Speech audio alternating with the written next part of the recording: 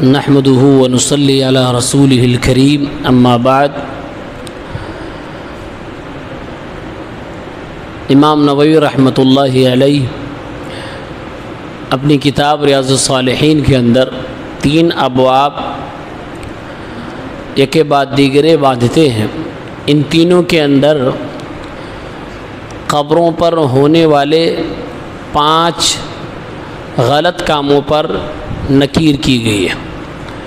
Number 1، قبر کی طرف چہرہ کر کے نماز پڑھنا۔ نمبر 2، قبروں کے اوپر بیٹھنا۔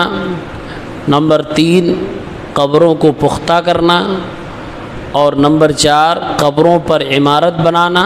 نمبر 5، قبروں پہ نیم پلیٹ کے ساتھ ساتھ کچھ دعائیہ کلمات، سورہ فاتحہ، آیت الکرسی، قل شریف وغیرہ لکھنا۔ یہ 5 کام ایسے ہیں جو کہ غلط ہیں۔ اللہ کے نبی صلی اللہ علیہ وسلم نے ارشاد فرمایا،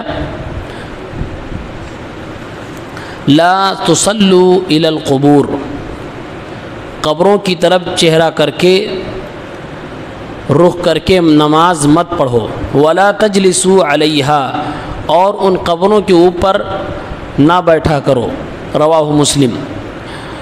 ایک دوسری حدیث ابو ہریرہ رضی اللہ تعالیٰ عنہ روایت فرماتے، رسول اللہ صلی اللہ علیہ وسلم نے ارشاد فرمایا، لَأَنْ يَجْلِسَ أَحَدُكُمْ عَلَى جَمْرَةٍ، تم میں سے کوئی شخص کسی آگ کے انگارے پر اگر بیٹھ جائے، فَتُحْرِقَ ثِيَابَهُ، اس آگ کے انگارے کی وجہ سے اس کا کپڑا جل جائے، فَتَخْلُصَ إِلَى جِلْدِهِ، اور کپڑا جلنے کی وجہ سے چمڑا بھی جلنے لگے، اس کا اثر چمڑے تک پہنچ جائے، خیر لہ من ان یجلس علی قبر، اس کے لیے یہ ہو جانا بہتر ہے کہ وہ شخص قبر پہ بیٹھا کرے۔ قبر پہ بیٹھنے سے بہتر یہ ہے کہ اس کے ساتھ یہ حادثہ ہو جائے کہ کسی انگارے پہ بیٹھ جائے، انگارے سے کپڑا جل جائے اور پھر اس آگ کا اثر اس انسان کی چمڑی تک پہنچ جائے۔ یہ بھی صحیح مسلم کی روایت ہے۔ جابر رضی اللہ تعالیٰ عنہ سے روایت ہے، نہا رسول اللہ صلی اللہ علیہ وسلم ان یجسس القبر وان یقعد علیہ وان یبنى علیہ، رواہ مسلم، کہ اللہ کے نبی صلی اللہ علیہ وسلم نے قبر کو پختہ بنانے سے منع فرمایا۔ اللہ کے نبی صلی اللہ علیہ وسلم نے قبروں پر بیٹھنے سے منع فرمایا ہے۔ اللہ کے نبی صلی اللہ علیہ وسلم نے قبروں پر کوئی عمارت بنانے سے منع فرمایا ہے۔ یہ 3 کی تینوں روایتیں صحیح مسلم کی ہیں، جس کے اندر 4 احکام ذکر ہیں۔ ایک اور روایت میں ہے وَأَن يُكْتَبَ عَلَيْهِ، اور اس پر لکھنے سے منع فرمایا۔ تو قبروں کی طرف رخ کر کے نماز پڑھنا، مطلب یہ قبر کی طرف چہرہ کر کے نماز پڑھنا، سامنے قبر کو کر کے اور نماز پڑھے۔ کہیں بھی قبر بنی ہوئی ہے یا اس کی طرف چہرہ کر کے آدمی نماز پڑھ رہا ہے تو اللہ کے نبی صلی اللہ علیہ وسلم نے صاف منع فرمایا، یہ نص ہے، لا تصلوا الی القبور، لہٰذا کسی قبر کی طرف رخ کر کے نماز پڑھنا یہ حرام ہوگا۔ دوسرا کام، قبروں کے اوپر بیٹھنا۔ بیٹھنا، قبر بنی ہو، کوئی شخص جا کے اس کے اوپر بیٹھے، اب وہ کسی بھی غرض سے بیٹھ رہا ہو، چبوترا اسی کے اوپر بنا لے، یا ایسے ہی جا کے بیٹھ رہا ہے، یا بیٹھ کے رو رہا ہے، کسی بھی غرض سے جا کر قبر کے اوپر بیٹھ رہا ہے تو آپ صلی اللہ علیہ وسلم نے اس سے منع فرمایا۔ کیوں؟ اس کی توجیہ علماء نے بیان کی ہے کہ انسان کو اللہ رب العالمین نے عزت دار بنایا ہے، انسان کی تکریم ہونی چاہیے، اس کی عزت ہونی چاہیے، چاہے وہ زندہ ہو یا مردہ ہو۔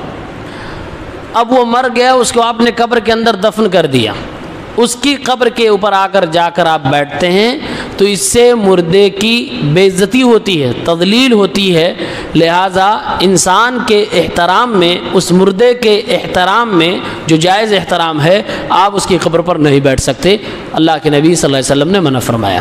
تیسرا کام، قبروں کو پختہ کیا جائے، اس سے آپ صلی اللہ علیہ وسلم نے منع فرمایا، یا قبروں کو پختہ کر کے اس پہ چونا لگایا جائے، جو پکی قبریں بنائی جاتی ہیں، اس سے آپ صلی اللہ علیہ وسلم نے واضح منع فرمایا۔ وَأَن يُجَسَّسَ الْقَبْرِ، تجسیس کا معنی ہوتا ہے پختہ کرنا۔ پختہ کرنے میں جو بھی چیزیں لگائی جائیں، جیسے آج کے زمانے میں سیمنٹ اور بالو وغیرہ کا استعمال کیا جاتا ہے، کچھ جگہوں پر مضبوط چونے کا استعمال کیا جاتا ہے، پکی قبریں بنائی جاتی ہیں، تو واضح آپ صلی اللہ علیہ وسلم نے منع فرمایا۔ کیوں؟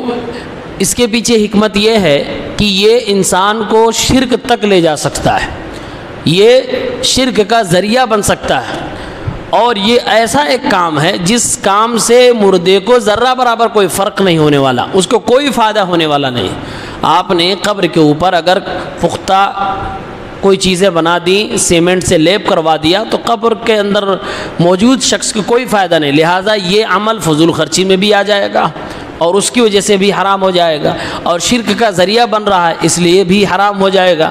اس لیے اللہ کے نبی صلی اللہ علیہ وسلم نے اس عمل سے بھی منع فرما دیا۔ چوتھا کام وَأَن يُبْنَ عَلَيْهِ، قبر پہ عمارت بنانا، قبر کو پکی بنانا یہ الگ کام ہے، اور قبر کے اوپر کوئی عمارت بنانا یہ اس سے بھی زیادہ برا کام ہے۔ جو قبر کو پکی بنانا حرام ہو تو کیا اس قبر کے اوپر کوئی عمارت آپ بنا سکتے ہیں؟ اس قبر کے اوپر ہی کوئی مزار بنا سکتے ہیں؟ ہرگز جائز نہیں ہو سکتا، یہ بھی حرام ہے۔ یہ صحیح مسلم کی حدیث کے ذریعے سے چاروں باتیں حرام ہیں۔ ایک جو دوسری روایت میں لکھنے کی باری آئی ہے، ابن عثیمین رحمہ اللہ نے اس کو دو کیٹیگری میں بانٹا ہے۔ کہا قبروں پر جو چیزیں لکھی جاتی ہیں، وہ جو نیم پلیٹ پتھر کا لگایا جاتا ہے یا کسی اور چیز کا، کہا اس کو دو قسم میں بانٹ سکتے ہیں۔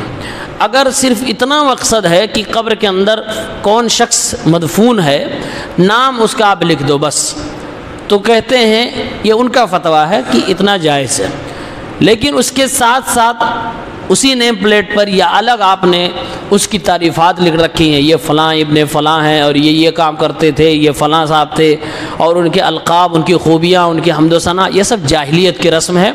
جاہلیت میں لوگ لکھا کرتے تھے، بلکہ قبروں کے اندر بھی لے جا کر اس کی خوبیوں کے پرچے ڈال دیا کرتے تھے، اس کے نام اور اس کے کیے گئے پورے کارنامے لکھ کر قبروں میں ڈالتے تھے۔ تو کہا یہ جاہلیت ہے، صرف نام اجازت ہے۔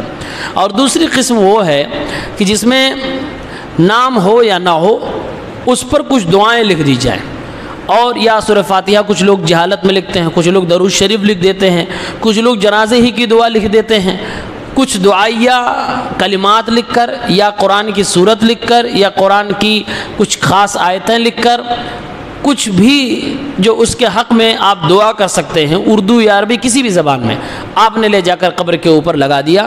کہا یہ سراسر حرام ہے، اور یہ منکر ایسا ہے کہ جس انسان کو بھی اس پہ اختیار ہو وہ پتھر جا کے توڑ دے، وہاں سے ہٹا دے۔